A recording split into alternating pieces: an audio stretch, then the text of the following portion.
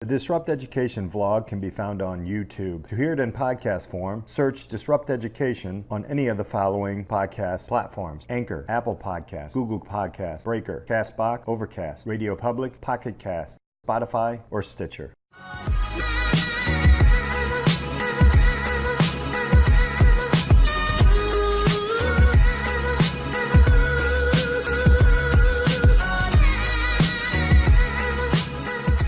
Welcome to this episode of Disrupt Education. Today I have Brian Marth. All right, buddy. Good seeing you. Yeah, thanks for having me. Tell me a little bit about who you are and what you do. Yeah, absolutely. So my name is Brian Marth. I grew up on the south side of Chicago from a large family. I'm the youngest of 9. Went through Catholic education all through, grammar school and high school and private school, and then went to University of Illinois, Champaign for undergrad. And went to the University of Iowa after that for my master's. I can get into a little bit more of that. But kind of a Chicago kid all the way through, still on the area. And so what was that path then like through like high school, and did you know exactly what you were going to go into and all those types of things? I didn't. I had no idea. I think growing up I knew I wanted to be in some type of helping profession, but didn't know what that looked like. And you start asking guidance counselors and like, hey, what are my options? You should major in psychology. What do you do with a degree in psychology, right? And it's guaranteed that you have to go on to graduate school if you want to do something in psychology. And I think it was just like, hey, I like working with people. I want to help people.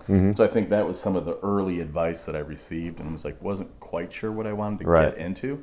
So the neighborhood I'm from is a real blue collar. I was from a blue collar family, and so like a lot of kids I grew up with, or like my older siblings, my father, were kind of in the trades, right? Or would go into the trades, and I think I was looking for different opportunities and kind of was looking for that path through education. Yeah, to get there. What was that like? Were you like the first to kind of not go the same route, or were there other one of your not at all. I mean, it might feel that. I think sometimes in my mind, I think that way, that there was like, oh, this is a great opportunity. You're going away to school and you're not going into. And I think I've shifted my view of that over the years in terms of it was an expectation. So I think if you were to ask me questions about what I do now and not just my own story, I think a lot of people, and I suffered from it myself, is that there's this expectation. If you score well on standardized exams, or you can play the game of school from a very early age.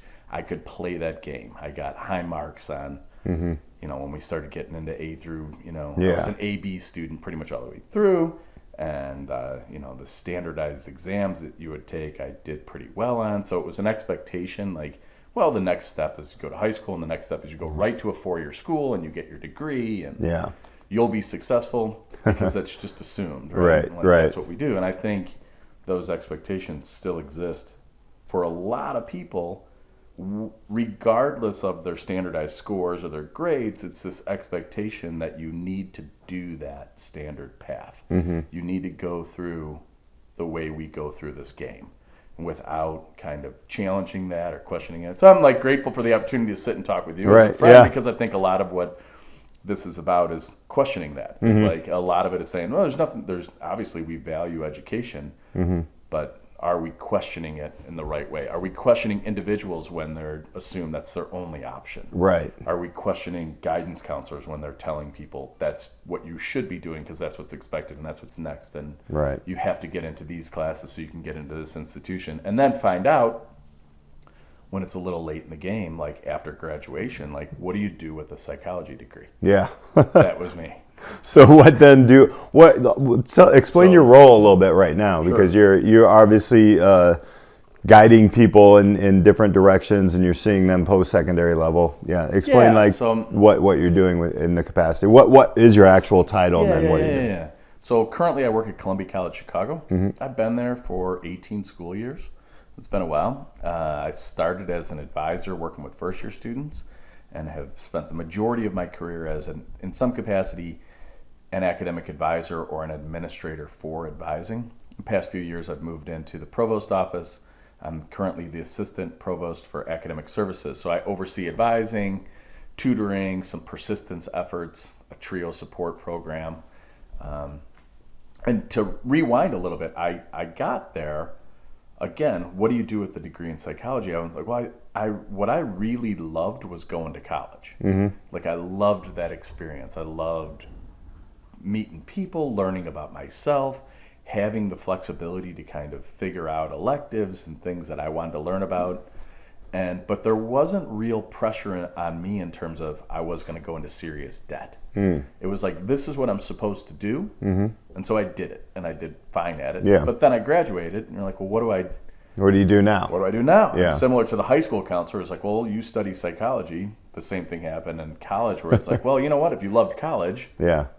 why don't you look into going back to college and Right. working on a college? And I think my original intent was to do research from a psychology point of view, from like educational psychology point of view of what happens during the college experience. What's the difference primarily between the female and male experience? I was real interested in gender differences. Yeah. That was like, I had this epiphany in junior year of college where I took a course on masculinity and men's issues, and was like, everything opened up, eyes opened up to the world, right?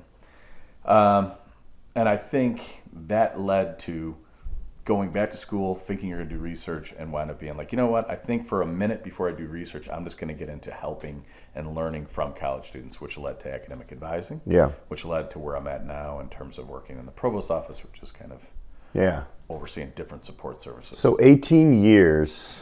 Right. So it's a long. I've actually been in secondary ed for 18 years, and I've seen a lot of changes. What kind of changes have you seen at the collegiate level over those 18 years? What are the biggest things that you've seen, like even student wise and even curriculum wise? Yeah, I think I've alluded to it a little bit earlier in terms of you see more and more students who challenge those expectations, I think. Yeah.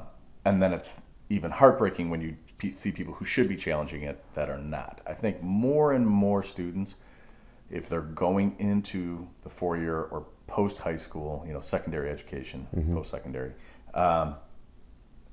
they're grappling more with the financial decision of like, what kind of debt will this lead to? And then that takes you back to the whole conversation of the value of college, right? And I think for me, if there was anything that was to change or that we would look at, is having a more honest conversation on what do we value, which is kind of a joke, right? I mean, it's a joke in the way of like, right now this country is, the whole place is divided based on a values conversation of what do you value in terms of who do you vote for, what do you support, what do you value in education. And if to make the assumption, the reason I said it's a joke is because it would be really difficult to get enough people kind of on that same value stream. Right. Of, is it money that you're shooting for? Is it for a kinder society? Is it for an informed public, right?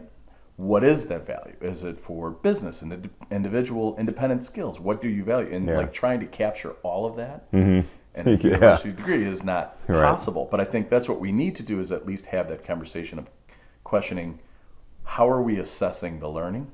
What is the assessment? And what are our values? So like, what are you teaching towards? And is that driven by our value system? Got it. So this is kind of rewinding. I was thinking a little bit on the drive over. I was like, wow, what's Peter going to ask me?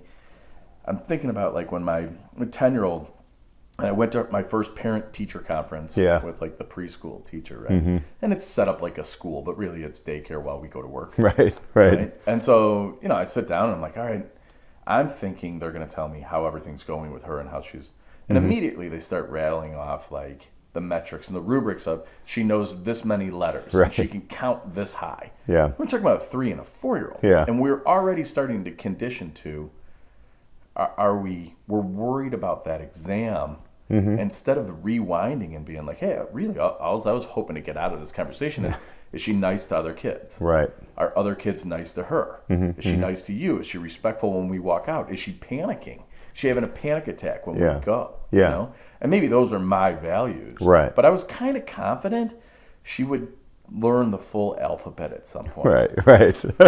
There are parents though who are very they want to do. Totally. Why is my kid not to T at age 4? Correct. And I think I threw this preschool teacher, this poor young woman, I threw her a curveball because I think she probably had met with several parents earlier who were wondering, Probably. Is she on the path? Is this student on the path to being an honors student? Right. Right? As a 4-year-old. And so if that's what we value, because it's so competitive that we're worried about that so early in the game. Right.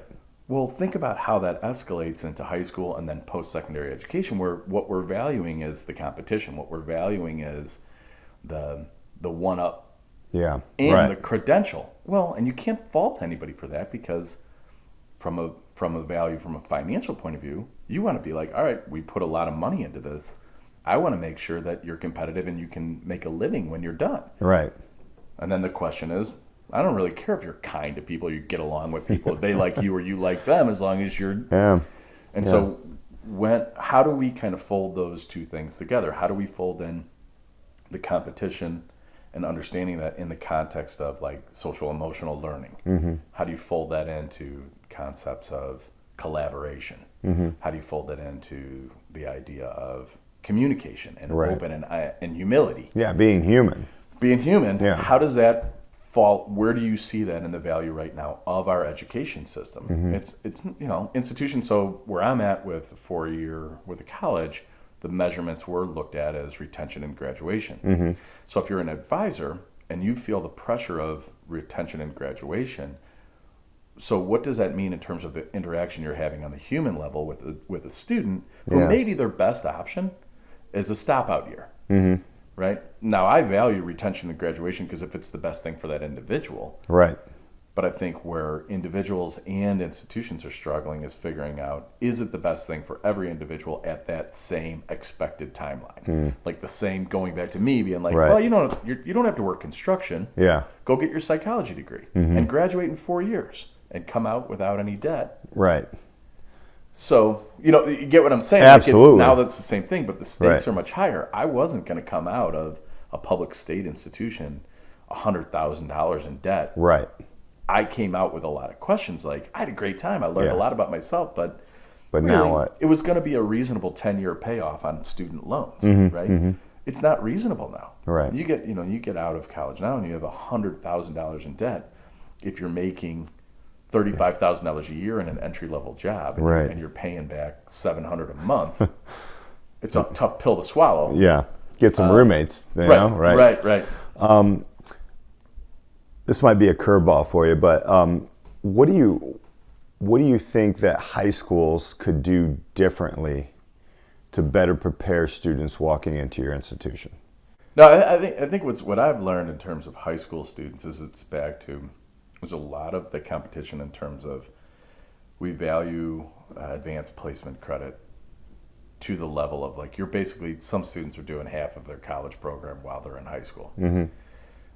What can high schools do better about that? Well, I don't want to get rid of that program, right? I get it, like that's cost effective and it makes sense. But then the question is, what is the college degree? Yeah. If your fellow students are doing half of it while they're in high school, or a quarter of it with advanced placement courses, I think what high schools need to do, colleges also need to do as well. And it's that idea of, are you putting them in practical situations where they are learning with one another, with with the opportunity to fail, right? So like there's this opportunity to learn from failure instead of, I've been successful and I'm in the National Honor Society, I'm an AP student, right? And then you get invitations to be in the college honors program, and it just perpetuates itself with have those students failed truly at anything? And I would argue that probably some of the best learning takes place from failing or struggling, right? Right. And so what can high schools do differently? I don't know enough about the high school system of, do you feel like flipping it back on you? Right, do you feel like students feel like they've had an opportunity to fail? And I don't mean in the way of like they got a C. You're right. B. Right. I mean like, all right, cool. Who cares about the grade? Right. What did you take away from learning this that it was like truly challenging? Right. And I think the high schools who are doing that really well, the problem then becomes, are colleges doing it really well? Got it. After that, like you can be like, I went to an unbelievable interactive, collaborative school where they challenged us to look at the world in a new way. And the college might be going right back to the same old rote structure of a lecture hall. I'm going to deliver information to you instead Right. of us kind of learning it together. Yeah. Yeah. And that's tough when getting back to the values conversation of what do we value. You're changing a whole system with that, right? Yeah. Like people who are teaching at the college level were not trained to be teachers. They were trained to be really good at whatever their discipline is. Right. And so that just creates this weird thing of like, well, now be really, really good at teaching, not just really smart at Yeah. Right. discipline. And I think that's probably somewhat true in the high schools, maybe not as much. So finally, where do you see education in the next 5 years? What do you see changing or staying the same? Yeah, I think for the college point of view, I think it's the next big bubble in terms of a financial point of view. I think something's going to have to happen. It's getting to the point of it continues to go up in terms of what it costs to go to school and the number of students who are struggling to afford it and the number of students who are now leaving and the amount of debt they have and the defaulting on loans. Yeah. It will be the next to blow. So something's got to give in terms of the financial structure. Yeah. I don't know if it's 5 years, but I wouldn't, I think the other thing that's going to happen with colleges is that because of that, it's going to be difficult for a lot of institutions to keep operating the way they're operating. There's going to be a lot more merging of institutions or closing of institutions, which is really sad, but it's also kind of like it's become such a huge market. Yeah. There's not enough students to go. Yeah. You know. Excellent. Brian, stuff. thank you, man. Yeah, man. Thanks for having Appreciate it. Guys, we'll see you next time on Disrupt Education.